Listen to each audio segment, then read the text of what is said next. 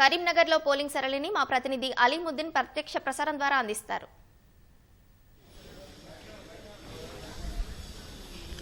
స్రవంతి, కరీంనగర్ జిల్లా వ్యాప్తంగా ప్రశాంతంగా పోలింగ్ కొనసాగుతుంది. ఉదయం నుంచి కూడా చాలా ఉధృతంగా పోలింగ్ కొనసాగిందని చెప్పొచ్చు. అయితే ఉదయం 7 గంటల నుంచే ఓటర్లు చాలా పెద్ద ఎత్తున వచ్చి తమ ఓటు హక్కుని వినియోగించుకున్నారు. అయితే మధ్యాహ్నం 3 గంటల వరకే దాదాపు 45% పోలింగ్ నమోదైంది. మనం ఇప్పుడు ఒక పోలింగ్ బూత్లో ఉన్నాము. కరీంనగర్లోని ముకరంపుర దాదాపు 5 పోలింగ్ బూత్లు ఉన్నాయి. ఉదయం మొత్తం ఇక్కడ క్రిక్కిరిసి ఉండే ఇప్పుడు మధ్యాహ్నం 3 గంటలకల్లా దాదాపు అన్నీ ఖాళీ అయ్యాయని చెప్పొచ్చు. ఉదయం నుంచి కూడా చాలా చల్లగా ఉండే వాతావరణం, చాలా పెద్ద ఎత్తున ఓటర్లు వచ్చి తమ ఓటు హక్కుని వినియోగించుకున్నారు. అయితే మధ్యాహ్నం 1 గంట వరకు 45% పోలింగ్ నమోదైనట్టు అధికారులు చెప్తున్నారు. మరో 2 గంటల పాటు అంటే దాదాపు ఇప్పటివరకు 65% వరకు నమోదు కావచ్చు అని చెప్పేసి ఇంకా ట్రెండ్ రావాల్సింది. మొత్తం మీద చూస్తే మాత్రం కరీంనగర్ లోక్సభ పరిధిలోని మొత్తం అన్ని పోలింగ్ బూతుల్లో పోలింగ్ చాలా బ్రహ్మాండంగా సాగుతుందని చెప్పొచ్చు. అయితే మధ్యాహ్నం నుంచి కొంత ఉష్ణోగ్రత పెరిగింది. దీంతో పోలింగ్ బూత్కు రావడానికి కొంత ఇబ్బంది పడుతున్నారని చెప్పొచ్చు. దీంతో మరి కాసేపటి తర్వాత మళ్ళీ పెరిగే అవకాశం ఉంది. సాయంత్రం 6 గంటల వరకు పోలింగ్కు అవకాశం ఇచ్చారు కాబట్టి సాయంత్రం వరకు వచ్చే అవకాశం ఉంది. అయితే కరీంనగర్ జిల్లాలో ఒకవైపు పోలింగ్ ట్రెండ్ బాగానే కొనసాగుతుంది. ఎక్కడ కూడా ఎలాంటి అవాంఛనీయ సంఘటనలు జరగలేదు. ఇటు ఈ లోక్సభ పరిధిలో అటు సిరిసిల్ల, వేములవాడ, చొప్పదండి, మానకొండూర్, ఇటు హుస్నాబాద్, హుజూరాబాద్ అన్ని చోట్ల కూడా అభ్యర్థులు పోలింగ్ శాతం ఎట్లా నమోదైంది అందరినీ ఉత్సాహపరుస్తూ తమ ఓటు హక్కును వినియోగించుకోవాలని చెప్పేసి చెప్తున్నారు. దీంతో చాలా పెద్ద ఎత్తున పోలింగ్ నమోదవుతుందని చెప్పొచ్చు.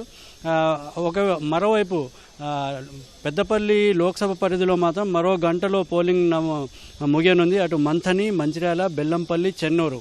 అయితే ఈ 4 కాన్స్టిట్యున్సీలు కూడా తీవ్రవాద ప్రాబల్యం గల ప్రాంతాలు కాబట్టి ఉదయం 7 గంటల నుంచి సాయంత్రం వరకే పోలింగ్కు అవకాశం ఇచ్చారు. మరో గంటలో పోలింగ్ ముగిసే అవకాశం ఉంది. అయితే ఈ కాన్స్టిట్యున్సీలో మాత్రం ఇప్పటివరకు 45% నమోదైనట్టు 1 గంట వరకు ట్రెండ్ నమోదైంది. అయితే దాదాపు 2 గంటల నుంచి మరో 10 నుంచి 15% నమోదయ్యే అవకాశం అని చెప్పి అధికారులు చెప్తున్నారు.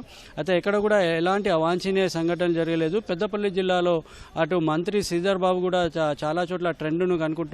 ఇటు ఈ కరీంనగర్ లోక్సభ పరిధిలో మంత్రి పొన్నం ప్రభాకర్ పర్యటిస్తూ ట్రెండ్ను పరిశీలిస్తున్నారు. ఎక్కడ కూడా ఎలాంటి అవాంఛనీయ సంఘటనలు జరగకుండా అటు సిపి అభిషేక్ మహంతి, మరోవైపు రామగుండం సిపి శ్రీనివాస్, ఇటు సిరిసిల్లలో అఖిలేష్ మహాజన్ ఈ ముగ్గురు కూడా ఎప్పటికప్పుడు ట్రెండ్ను తెలుసుకుంటున్నారు. దాదాపు ఎక్కడ కూడా ఎలాంటి అవాంఛనీయ సంఘటనలు జరిగినప్పటికీ తమకు సమాచారం అందే విధంగా అన్ని చోట్ల కూడా వెబ్కాస్టింగ్ ఏర్పాటు చేశారు. అయితే ఇప్పటివరకు కూడా ఈ 2 నియోజకవర్గాల్లో కూడా ఎక్కడ కూడా ఎలాంటి అవాంఛనీయ సంఘటనలు నమోదు కాలేదు. చాలా సాఫీగా సాగుతుంది. అయితే వాతావరణం కూడా చాలా అనుకూలంగా ఉండడంతో ఓటర్లు చాలా పెద్ద ఎత్తున వచ్చి తమ ఓటు హక్కును వినియోగించుకుంటున్నారు. అయితే మధ్యాహ్నం 1 గంట తర్వాత చాలా వరకు పోలింగ్ బూత్లు ఖాళీగా కనిపిస్తున్నాయి. అయితే మరో 2 గంటల అవకాశం ఉంది కాబట్టి మరి కాసేపటి తర్వాత పోలింగ్ పెరిగే అవకాశం ఉందని చెప్పేసి అధికారులు భావిస్తున్నారు. అయితే ఇంతవరకు అయితే చాలా బాగా జరిగింది. ఎక్కడ ఎలాంటి అవాంఛనీయ సంఘటనలు జరగలేదు. అధికారులు కూడా ఎప్పటికప్పుడు వెబ్కాస్టింగ్ ద్వారా ఈ సమాచారాన్ని తెలుసుకుంటున్నారు.